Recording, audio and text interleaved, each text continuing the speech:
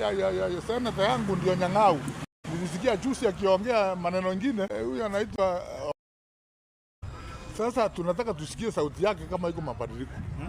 Kama hakuna, hata yeye akae tayari kwenda. 5 wameenda kufunguza bei ya chai ile tumeongezewa na management ya KDDA.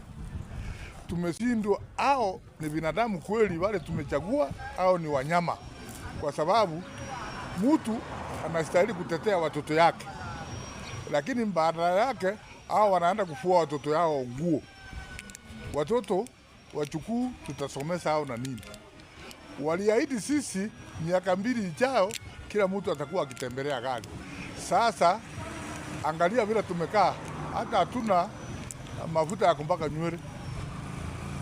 Sijui hao kwa nini wananona na sisi tumekonda, na sisi ndio matajiri yao. Madirekta wote ukiwaona, ukiwauliza, wanasema mumeweka sisi mahali tunakula. Kwa nini tusikonde? Na kwa nini wao wanataka sisi tukae na njaa? Hiyo watu sijui kama ni kujisuru, wajisuru kabla hatujapikia hao. Wawache kazi kabla hatujaenda huko. Kama sio serikali imeweka majukumu mengine, lakini tumeona hao ni dalili ya kukusanya pesa wakule na serikali. Kama wakuli na serikali, Rais Ruto ajitokeze aseme tunanyanyaswa. Na sisi hasa hatuna wajumbe.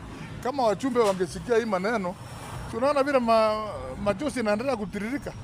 Wajumbe, matenesa, sasa hawaoni kama sisi hii chakula ni mbaya. Watu wengine wanakula, wengine wanakufa.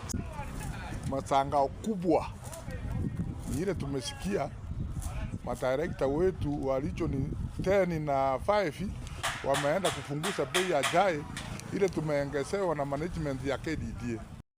Mia bana chai nero turendete, lakini tuure ngachi factory jinda weko shilingi 30. Sanga hizi factory ya kusi hakuna maongezo ya mkulima. Sasa tutafanyaje? Ni Kenya gani tunayoishi?